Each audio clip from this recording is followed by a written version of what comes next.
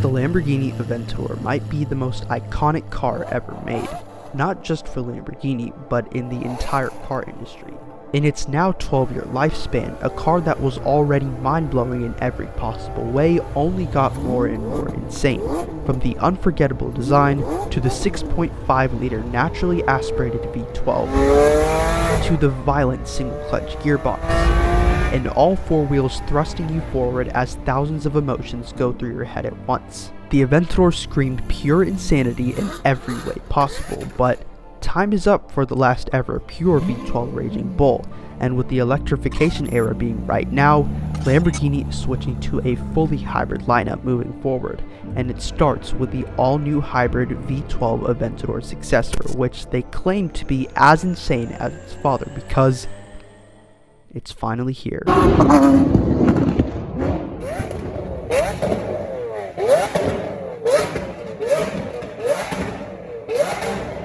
So if you haven't already, just subscribe down below. But first, before you do that, just go check out my Lamborghini Revuelto Instagram account. I'm adding like daily updates on that thing. I'm posting multiple times per day, and I'm adding literally every single thing you would want about the Revuelto on that page. So make sure you go follow that if you have Instagram. Link in the description down below for that. But while you're at it, just subscribe down below if you haven't already. To help me achieve my dream of becoming a successful YouTuber, I make all types of content on this channel, from everything from car reviews, vlogs, to my personal opinions, to redesigning cars, to short videos, and even informative videos. So basically every single thing a car person would want in a YouTube channel. So make sure you hit that subscribe button down below again, and turn on post notifications so you'll be notified every single time I make a new video. But obviously the name Revuelto isn't really that well known. Like, I don't think you've ever heard it because, well, you haven't, and neither have I. But every single Lamborghini ever since the Miura was named after a fighting bull, except for the Countach, which literally meant holy shit, which was the name Lamborghini gave it after someone said it when they saw the car for the first time. True story. Oh yeah, and the Murciélago means bat, but okay. But we don't exactly know what the Revuelto would mean, and I say this because maybe it's an Italian fighting bull, or it's some type of food. But before we even discuss anything more about the Revuelto, we need to know about Lamborghini's past. The birth of the V12 mid-engine Lamborghini supercar wouldn't have started if Enzo Ferrari didn't make that one particular insult to the daddy of the Italian tractor company,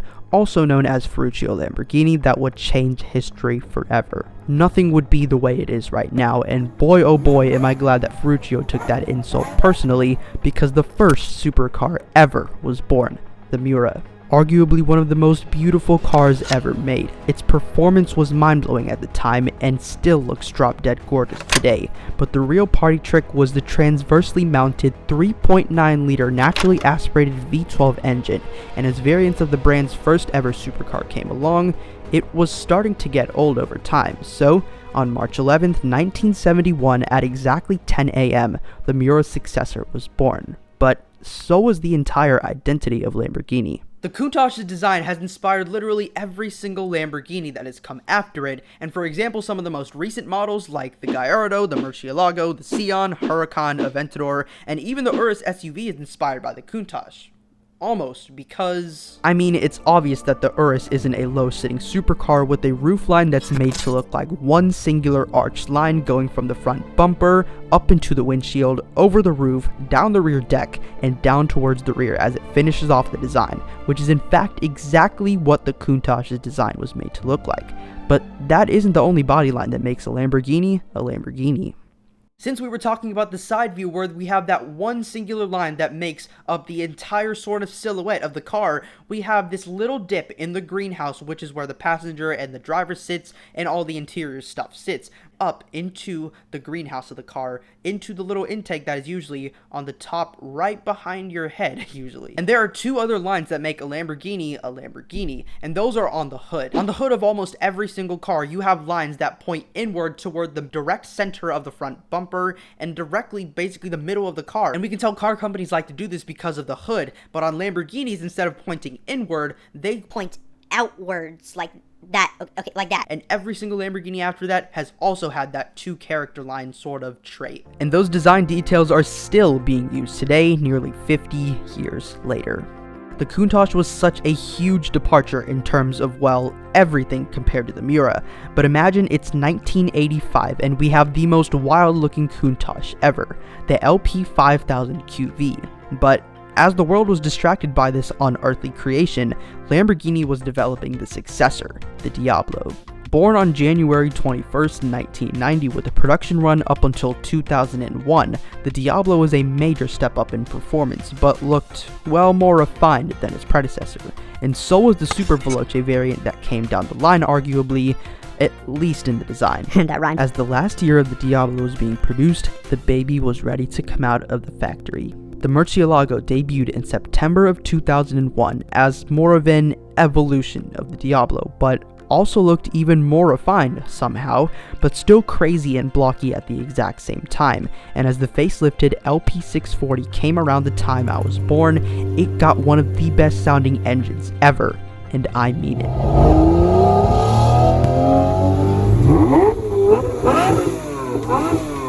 The legendary Murciélago Super Veloce came in 2010, and if you got one of the very few equipped with a manual gearbox, you have the last Lamborghini with it, and also the last Lamborghini to use an updated version of the Miura's V12 because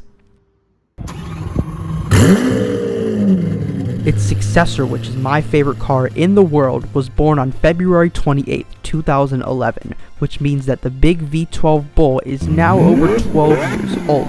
And everything was new with the Aventador, including the engine, which is the best sounding car ever made in my opinion. This was Lamborghini's first step into the modern era of the supercar, which also meant they completely got rid of the manual gearbox, but boy was it still as fun as heck, and it still had the Lamborghini soul. But the real question is, will the successor have it too? Well, Lamborghini has said multiple times in many of the teasers that they have revealed over the past 3 weeks, which, speaking of which, they have revealed 3 teasers, but they have claimed for it to be more emotional than ever. Well, not exactly those words, but that's what they have claimed for it to be. And so far, we have 3 of them, and if you notice the pattern, they release a new teaser every 7 days, so every week they have revealed a little bit more details. In the first teaser, they revealed some of the mechanical numbers, like the estimated power, the gearbox, the electric motors, and all that stuff, and we will talk about that in a second. But the second teaser, they revealed parts of the chassis and how they made the car very light, because obviously a hybrid all-wheel drive V12 dual clutch Lamborghini isn't going to be the lightest thing ever. And in the third teaser, which was revealed a few days ago, they gave us our first glimpse of the all-new interior. So with that said, here are some numbers, and they are impressive. And on that note, here is everything we know so far about the Lamborghini Revuelto, which actually is already a fact because it's actually here. The Revuelto will use an all-new naturally aspirated V12 engine by Lamborghini, built from the ground up, and nothing is shared with the Aventador's V12, which is actually kind of surprising for me because, as I said earlier in the video, they used the same Miura V12 except like updated until the Murciélago's production ended, and then with the Aventador they revealed the L539 V12, which was an all-new V12 for Lamborghini. It's kind of crazy to think about. But in the first teaser, when they revealed some of the power figures, they revealed that it would have an 825 estimated horsepower because a combined horsepower will be 1001 horsepower, which is equivalent to 1015-ish European horsepower, something like that. And the electric side alone will produce around 200 horsepower, and we'll talk later more about that. But the V12 alone will produce 825 horsepower estimated and 543 foot-pounds of torque, which is a fact. And the maximum power is available at 9,250 RPM, but the electric motors will assist in terms of like how much torque you can get at such a low RPM. And speaking of RPM, I was just absolutely shocked, and I couldn't get over the fact that this was actually going to be true, and it will be true because it revs to 9,500 RPM. That is literally over 1,000 RPM more than the Aventador. So Lamborghini, you really did a good job, and I'm so excited to hear this thing. But there will be 3 electric motors assisting that naturally aspirated V12, and 2 will be in the front, and 1 will be driving each front axle, and 1 will be in the rear. So that's going to be where the third one is, inside of the all-new 8-speed dual clutch automatic gearbox, which is the first time a Lamborghini will ever use an 8-speed dual clutch automatic gearbox. And it will also use an all-new carbon fiber monofuses chassis, which I have explained way more details in my Lamborghini Revuelto account. You can go check this out, link in the description down below. This thing is going to be very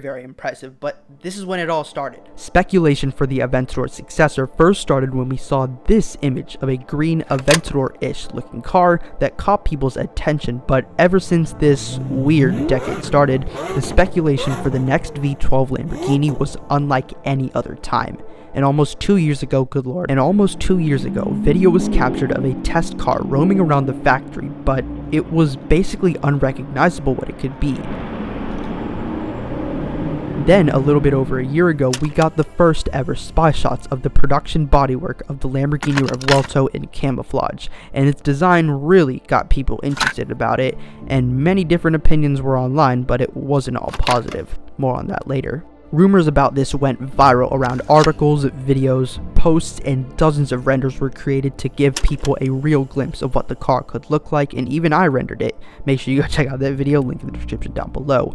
But everything was kind of quiet about it, and there wasn't any new information about the Revuelto until just recently.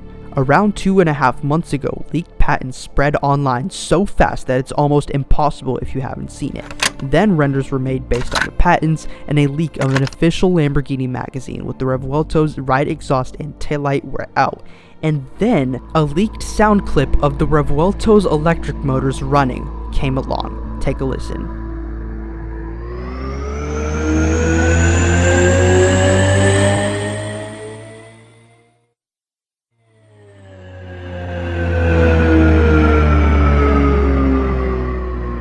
But after that, something incredible happened, and everyone got more hyped than ever. Full images of the body got leaked, and these spread even faster than any of the others because we finally have our first look at the next generation V12 Lamborghini. And speaking of which, that brings us into the design of the Revuelto. So I'm not going to talk about a whole lot about the design because I've already made a whole video about just the design on the Revuelto, so you can go check this out, link in the description down below, along with the millions of other links that I have put down there so far. Before we get into that, I just wanted to say one thing about the Lamborghini Revuelto compared to the Aventador and the Sion compared to the Revuelto. So the Revuelto was obviously based on the Murciélago, which obviously the Revuelto was sort of a preview of what the Aventador could be like. But now we have the Sion, which is based on the SVJ, which is based on the SV, which is based on the S, which is based on the standard Aventador, and now that is sort of a preview of the design of the Revuelto. So you kind of see the correlation that's going on right here. But let's just talk about the front view, and I have one main problem. But as I was explaining earlier in the video, there are two main character lines on the hood of a Lamborghini that is sort of a trademark across the whole brand. And in this, you really don't have it because everything is sort of pointing to the middle of the car like a shark nose. And they had to do it some way, so they were thinking, we have to get this in some way. So they did it, but it's not very well integrated. But that's the only issue I have with the front of this thing, but other than that, this front end is absolutely amazing. Now let's move on to the side view because the side view is also amazing. And now there's one thing I really don't like, and that is that little outtake on the front wheel, like sort of near the door-ish area, near the front fender. But the intake area is such a good integration, and I love the way it's shaped, the way it goes from the hips all the way into the shoulder line, and then that continues into some sort of a Y shape if you didn't actually notice, and then it goes downward towards the bottom of the sort of side area. And then there is one line that goes upward, which kind of looks like a duplicate of the lines that go right here, and then another one right here, but actually that is not what you think it is. Ever since the Countach had those wild looking sort of batwing looking things behind the driver and passenger seat, Lamborghini has developed those in many different ways as the models progressed over the years. Now we move on to the Revuelto, and it's not what you think it is because those are actually air buttresses, which is so cool to see on a Lamborghini because that also does provide more downforce. But what's not a really good shot is the rear. Now in my Revuelto account on Instagram, a lot of people have said that the rear deck being exposed like a Bugatti makes it look like a truck, and I don't really see that because it's such a little opening. But maybe as a facelifted variant comes along, we will see a glass cover over that. The main two taillights on the rear are inspired by the Lamborghini CENTINARIO, and it's basically like copy and paste from the Centenario onto the Revuelto. But one thing that really concerns me with the rear view is right under the taillights. Now that, it really concerns me because the Aventador sort of had a cooling issue, if you didn't know. And with an all-new 825 horsepower V12 naturally aspirated engine, and you have electric motors to add in extra heat, you don't have much of an outlet area for the air to like pass through the rear, so it won't, But if you want more detailed thoughts about my opinions on the Revuelto, go check out this video. I'll link it down in the description, where I basically just made the entire video about the Revuelto's design. We're in the 2020s right now, and electrifying everything is the new normal, which is arguably not a bad thing for performance cars unless you count the extra weight, and yes, it is not as exciting as companies make it seem, and yes, most Lamborghini purists are mad with their current decisions, but we knew it was going to happen sooner than later. And in 2021, they made it official, as they announced in one of the most important meetings in the history of the brand, that every next generation Lamborghini would be a plug-in hybrid, the Huracan replacement, the upcoming Urus plug-in hybrid, and of course, the Aventador Successor. And whether you like it or not, It's here, and the history of Lamborghini will never be the same going forwards, and that's mostly in the best way possible. But if you haven't already, just subscribe down below to help me achieve my dream of becoming a successful YouTuber. I make all types of content on this channel, from everything from car reviews, vlogs to my personal opinions, to redesigning cars to short videos, and even informative videos. So basically every single thing a car person would want in a YouTube channel. So make sure you hit that subscribe button down below again, and turn on post notifications so you can be notified every single time I make a new video. But again, tell me your thoughts on Lamborghini Revuelto. I would love to hear your thoughts on it. Again, if you want to see more of my thoughts, just check out all the links in the description down below for my video. And also follow my Revuelto account on Instagram, because I know you will definitely like following that page. But also comment down below which is your favorite generation of the V12 Lamborghini. But I do hope to see you in a future video, and bye for now. Please subscribe. Lol, I have big dreams on YouTube. And on that, oh god, and on that, down from the, but the side blade is shut, but the